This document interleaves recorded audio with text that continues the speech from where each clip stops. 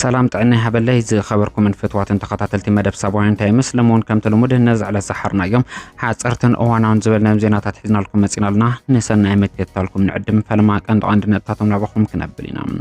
ليتنال جنرال تادسو وردت مال ابزحابو غازيطاو مغلصي ننبعالتو زصابو حسابات كان صوارق موعلو تغليصلهم እዚ ድማ ልዑል ጥንቃቄ ዘድልዮ ጉዳይ ምዃኑ ብዙሓት እንዳመኸሩ ይርከቡ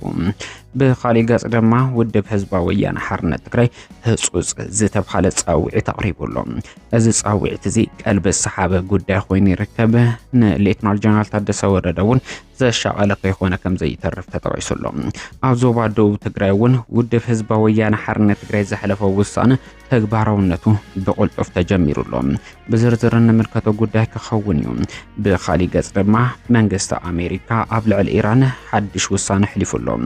ቁጠባ ዓለምና እውን ኣብ ዘይርግኡ ኩነታት ኮይኑ ቀጺሉ ይርከብ ዋጋ ነዳዲ ዋጋ ወርቂ ቢትኮይን ዝጥምቱ ዜናታትና እውን ኣብ ቢዝነስ ዜናና ክትረኽቡ ኢኹም ሓቢርኩም ናጽንሑ ላይክ ኮሜንት ሰብስክራይብ ምግባር ይዘንጉም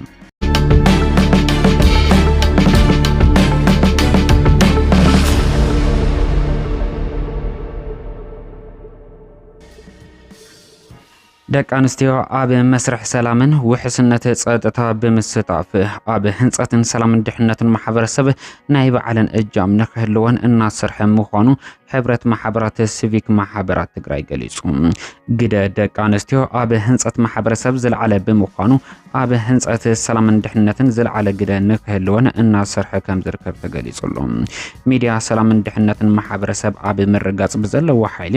ንሰብ ሞያ ሚድያ ደቂ ኣንስትዮ መዕበይ ግንዛበ ስልጣነ ንምኻብ ክኢልና ኣለና ዝበለ መማየጢ ጽሑፍ ዘቕረበት ወይዘሮ ታሪክ ሚላው እዚ ከም ጥምረት ማሕበራት ኣጠናኺሩ ከም ዝስርሐሉ ድማ ኣነጺራሎም كم حبرت محبرات سيفيك محبرسب تكراي زحاشة محبرسباو هنصت ኣብ ዛዕባ ሰላም ድሕነት ንخلم እናት ሰርሐሉ ከም ዝመጽእ ገለጸት ወይዘሮ ታሪክ ሚላው ምስ መዳርክታ አካላት ብምውዳድ አጠናኺሩ ከም ዝቀጽልውን አጠቂሰንለዋ ኣብቲ መድረኽ ዝተረኸቡ ተሳተፍቲ እቲ መድረኽ ሰሞያ ሚድያ ብግድኦም ድማ እቲ ስልጠና ኣብ ምኽባር ሰብኣዊ መሰላት ደቂ ኣንስትዮ ዘላቕነት ሰላም ኣብ ምርጋጽ ዝለዓለ ግደ ከም ዘለዎ ኣስሚሮም ልዮም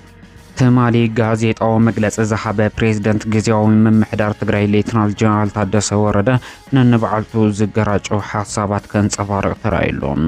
ኣብ ከተማ ኣክሱም ማእከላይ ኮሚቴ ውድብ ህዝባዊ ወያነ ሓርነት ትግራይ ምስ ካውንስል ሰራዊት ትግራይ ዘሕለፈ ውሳነ ከም ዘኽብርን ከም ዝቅበልን ከገለጽ ወላ ቋጠ ተራእየ ጎና ጎን ድማ ኣብ ክንዲ ኩሉ ዓይነት ሓሳባት ሓዊፍካ መኸድ ፍልይ ንዝበለ ሓሳብ ንዘለዎ ምግላልን ምውቃዕን ንትግራይ ከም ዘይረብሕ እቲ ፕሬዝዳንት ክገልጽ ተራእዩሎም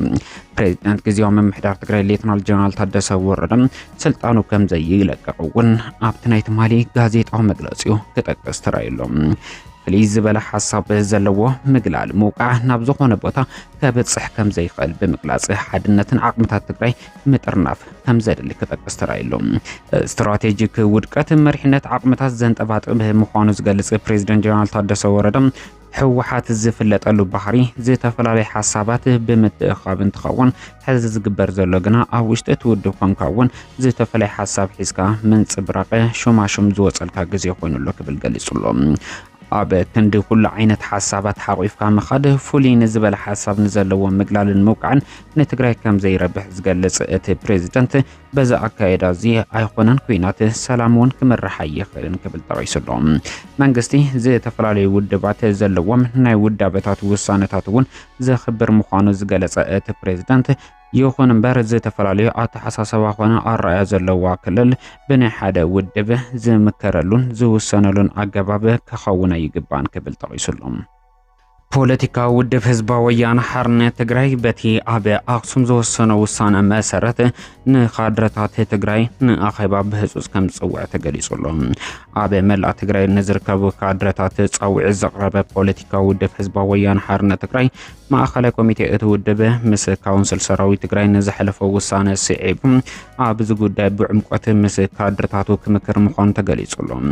እዚ ምክክር ድማ ምስ ተዛዘመ ናብ ወረዳታትን ጣብያታትን ወሪዱ بعمقات مس حزب كمكرل مخانو استغلص እንትኸውን ድሕረዚ ከይድ እዚ ድማ ጉባኤ ዝካይደሉ ባይታ ክፍጠር ከም ዝኽእል እንዳተገለጸ ይርከብ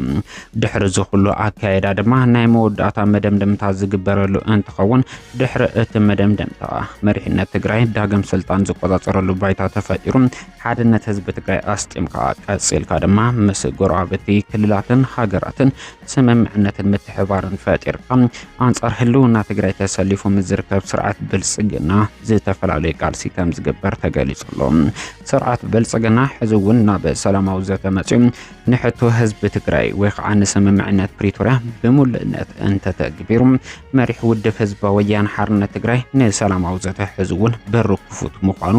ማእኸላይ ኮሚቴ ውድብ ህዝቢ ወያነ ሓርነት ትግራይ ኣብቲ ኣብ ኣክሱም ዘካየዶ ኣኼባ ኣመልኪቱ ዘርግሖ መግለጺ ምጥቃሱ ዝዝከር እዩ። ይኹን እምበር ስርዓት ብልጽግና ሕዝውን ኣብ ዕፅዋን ክባን ንትግራይ ፈሊኻ ናይ ምጥቃዕ ትልሙ ኣጠናኺሩ ቀጽሉ ህዝቢ ትግራይ ብሰላሕታት ዝጸንተሉ ባይታ ፈጢሩ ዝንቀሳቐስ እንተኾይኑ ግን ሓደግኡ ካብዚ ዝኸፍአ ከም ዝኸውን እንዳተጠቐሰ ይርከብ። ብፍላይ ድማ መንግስቲ ትግራይ ሃለዋትን ድሕንነትን ህዝቢ ትግራይ ውሕስ ንምግባር ኣድላይ ዝተባሃለ ስጉምትታት ክወስድ ከም ዝኽእል እንዳተገለጸ ይርከብ። እዚ ከምዚ ኢሉ እንዳሃለወ እውን ኣብ ዞባ ደቡብ ትግራይ ምምሕዳር ናብ ንውር ንምምላስ ዘኽእሉ መስርሕታት ከም ዝተጀመሩ ተገሊጹሎ ብተጋዳላይ ዝናቡ ገብረ መድህን እትምራሕ ዞባ ደቡብ ትግራይ ነበረ ምምሕዳር ትግራይ ማለት እውን ቅድመ ኩናት ትግራይ ብ2.8 ሚልዮን ህዝቢ ዝተመረጸ ቤት ምኽሪ ናብ ስራሕ ንምምላስ ኣብ ስራሕ ከም ዝርከብ ተገሊጹሎ ኣብ ከተማ ማጫው እውን ሩይ ምንቅስቃሳት ሎማዓንቲ ብዕለት ዝተረኣዩ እንትኾኑ ምምሕዳርና ይመለስ ዝብሉ ምንቅስቃሳት ብሰፊሑ ኣብቲ ዞባ ይረኣዩ ከም ዘሎ ክፍለጥ ተኻኢሉሎም ኣብ ሶማሌ ልዕሊ 33 ዝኾኑ ኣባላት ግብረ ራዕዲ አልሸባብ ከም ዝተቐተሉ ክፍለጥ ተኻኢሉ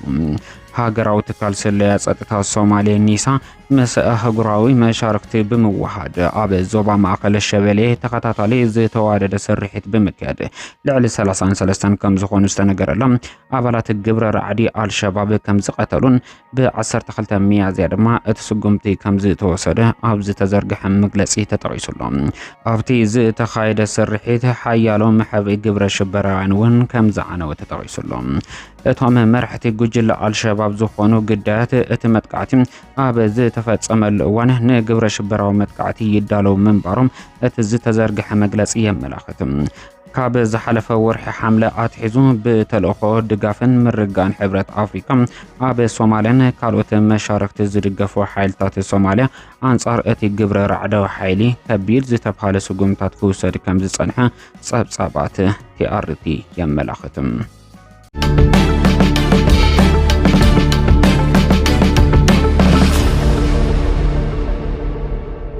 ኣብ መወዳእታ ናብ ቢዝነስ ዜናታትና ክንሰገር ከለና ፕሬዝዳንት ኣሜሪካ ዶናልድ ጄ ትራምፕ ሎሚ ኣብ እዋናዊ ጉዳይ ኣድሂቦም ሚያዝያ 22 2026 በአቆጣጠር ምዕራባውያን ኣብ ዘርግሕዎ መግለጺ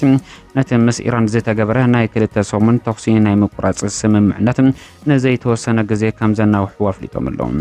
እዚ ውሳነ እዚ ዝተመሓላለፈ ብመሪሕነት ፓኪስታን ንዝቐረበ ናይ ዕርቂ ሕቶ ተቐባልነት ከም ዝረኸበ ድሕሪ ምግላጽ እዩ ኢራን ንጹር ናይ ሰላም ሓሳብ ንኸተቐርብ እውን ግዜ ዝህብ ምዃኑ ፕሬዝዳንት ኣሜሪካ ዶናልድ ትራምፕ ገሊጾም ኣለዉ እዚ ድማ ኣብ ዋጋ ዕዳጋ ዓለምና ሩኡይ ዝተባሃለ ርግኣት ክፈጥር ተጽቢት ከም ዝግበር ተገሊጹሎ ኣብዚ ሕዚ እዋን ናይ ሓደ በርሜል ነዳዲ ዋጋ ብ$95.27 እንዳተሸጠ ዝርከብ እንትኸውን ድሕሪ መግለጺ ዶናልድ ጄ ትራምፕ ናይ መነካይቲ ርኡያታት ከምጽእ ከም ዝኽእል ክኢላታት እንዳገለጹ ይርከቡ ብኻሊእ ገጽ ድማ ወርቂ ሕዚ እውን ኣብ መንጎ 4700 4800 እንዳተሸጠ ይርከብ